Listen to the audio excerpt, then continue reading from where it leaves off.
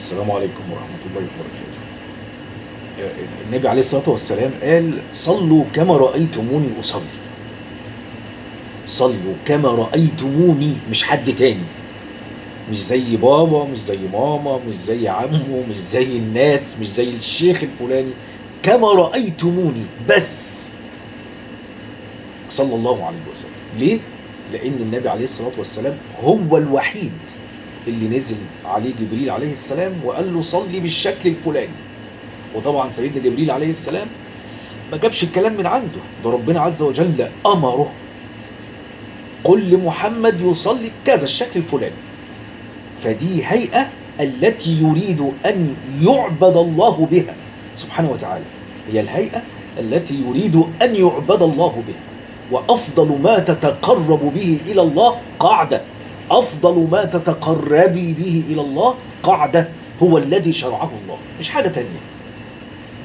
تكبيرة الإحرام ركن من أركان الصلاة.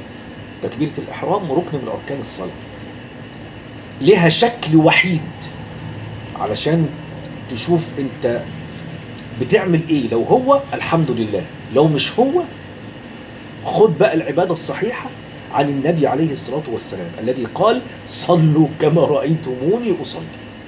تكبيرة الإحرام ركن من أركان الصلاة،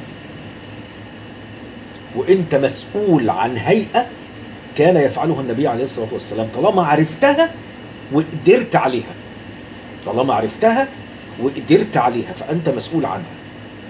لأن كل هيئة من هيئات الصلاة بتعملها بتاخد عليها حسناتها، الدرجة بتاعتها، علشان بتتجمع الدرجات في الآخر، ونشوف بإذن الله سبحانه وتعالى خدت كم من 10 في الصلاة.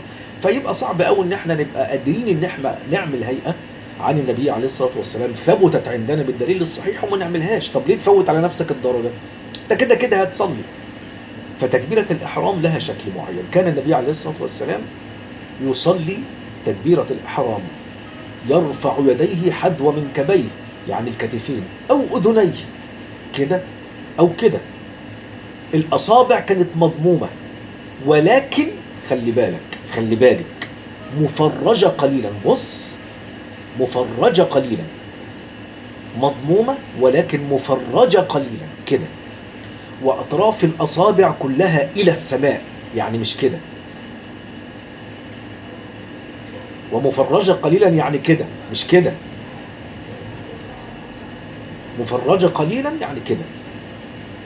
خلي بالك من الفرجة. مضمومة كده، مفرجة قليلا، ومتجهة جميعها إلى السماء، مش كده ولا كده.